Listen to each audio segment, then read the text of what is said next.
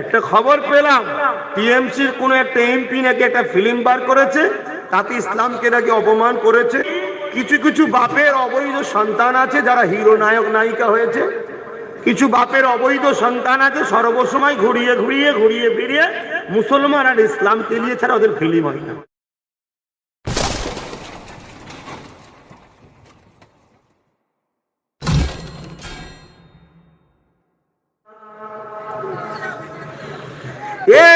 যুবকেরা, আর একদিনের কথা বলি, আল্লাহ নবী কয়েকজন সাহাবাদেরকে নিয়ে মদিনা নববী শরীফে বসে শান্তির বাণী শিখাচ্ছে, ন্যায়ের কথা শিখাচ্ছে, ইনসাফ ইনসানিয়া শিখাতে লেগেছে, মানব প্রেম শিখাতে লেগেছে। এমন সময় দেখা যায় একজন গায়ের ইসলাম মদিনা নববী শরীফে ঢুকে আল্লাহ নবী এবং ওই কোটিগত মানুষের সামনে একটা জায়গাতে মসজিদের মধ্যে পেশাব করতে লেগেছে। বলুন তো ভাই, আপনার আমার গ্রামে যদি কোন গায়ের মুসলমান যাতে গিয়ে মসজিদ মনে করে নয় বা জেনেই হোক থুতু যদি মসজিদে ফেলে দেয়, ওই মানুষটা গ্রাম থেকে নিজের পায়ে চলে বেরোতে পারবে আর মনে হয়? এই জন্যই তো মরিছি আমরা। আল্লাহ নবীর আদর্শ শুনুন, যখনই মানুষটা মসজিদের ভেতরে ঢুকে পেশাব করতে লেগেছে, এমন করে দেখা যায় ওই গুটিগত মানুষ যারা দিন শিখতে এসেছিল, নাই শিখতে এসেছিল, তারা উঠে লোকটাকে বাধা দিবার জন্য আগাতে গেল। আল্লাহ নবী বললেন, বাবা থামো, ওকে বাধা দিও না, কেননা আমি নবী জানি মহান স্রষ্টা মানুষকে এমন ভাবে তৈরি করেছে, পেশাব করতে করতে যদি রুকে দেওয়া হয় কঠিন বিমার হবে, ওই মানুষটার ক্ষতি হোক, আমি রাসূলুল্লাহ এটা চাই না।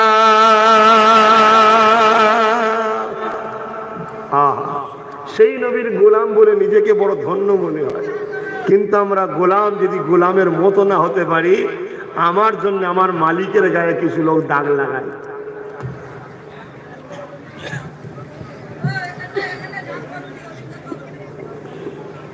তাহলে আজকের মেডিকেল 150 বছর আগে রিসার্চ করে বলেছে পেশাব করতে করতে রুকে দিলে ক্ষতি হয়। এই কথাটা 1500 বছর আগে কে বলেছে? দয়ার নবী। তখন তো রিসার্চও ছিল না, মেডিকেলের ল্যাব কি বলে মেশিন পত্রও ছিল না, তাহলে নবী বলল কি করে? এ থেকে বোঝা গেল মানব তৈরি যিনি করেছেন তিনি মুহাম্মদ রসুলকে জানিয়েছেন, অর্থাৎ মুহাম্মদ রসুল তিনারই পক্ষ থেকে এসেছেন। জোরে বলুন সুবহানাল্লাহ। তাই তো শিক্ষিত লোকেরা মুহাম্মদ রসুলের প্রেমিক হচ্ছে।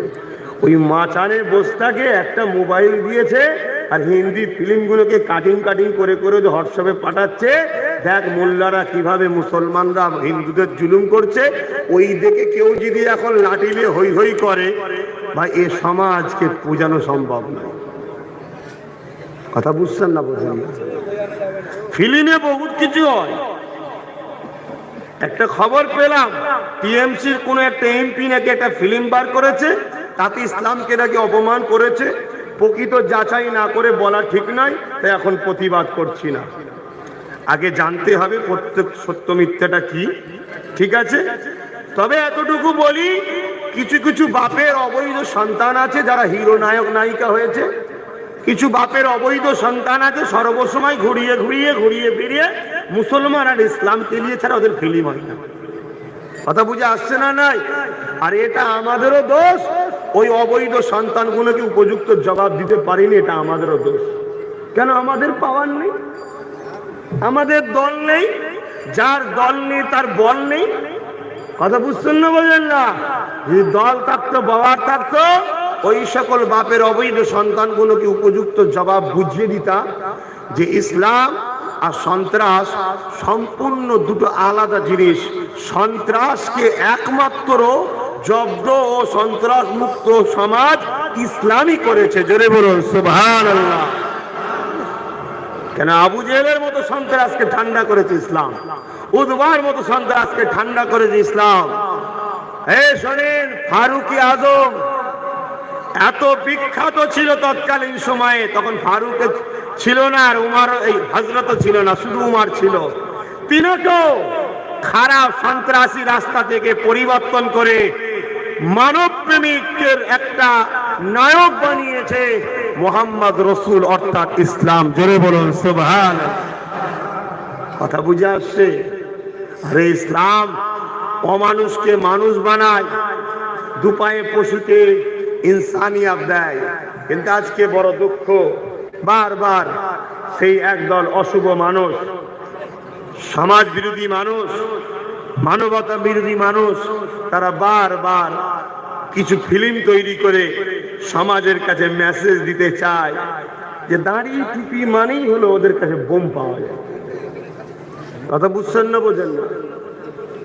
অথচ আমরা যাকে শ্রেষ্ঠ গুরু কবি হিসাবে বলি বাংলা ভাষায়, অ্যাকচুয়ালি কাজী নজরুল ইসলাম, বলা হয় যাকে রবীন্দ্রনাথ টেগর, তার মুখেও যা দাঁড়িয়ে আছে আব্বাস সিদ্দিকীকে মনে হয় এখনো 50 বছর ওয়েট করতে হবে।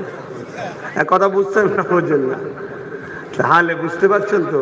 আর আজকে আমাদের আর একজন কবি ভাব, ছন্দের অভাব, দেশের পিএম বাপ, কবি ভাব, দাড়ি টাড়ি রেখে যা বাবা সাজছে, ও কিছু একটা ঘটাবে মনে হচ্ছে।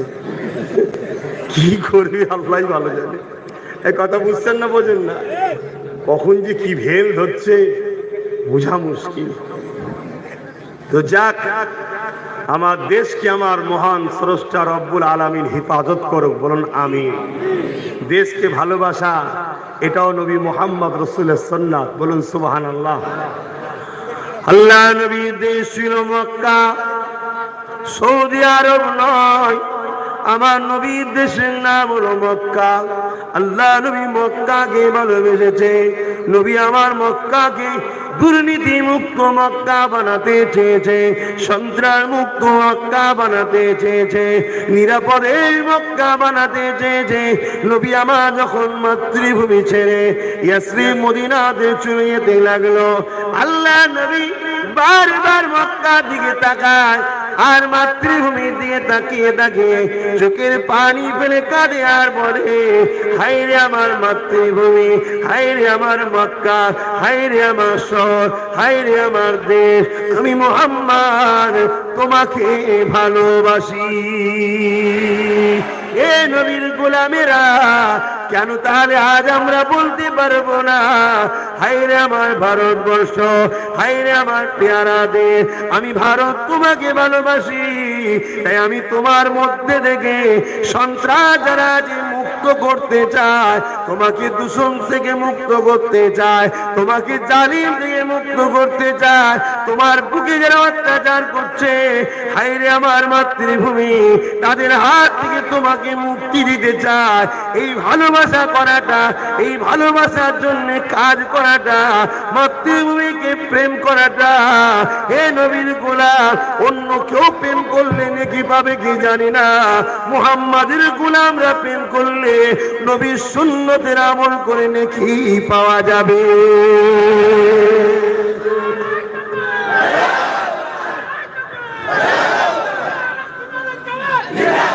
বলো বলো, তাহলে হাত তুলে দেশকে ভালোবাসবে।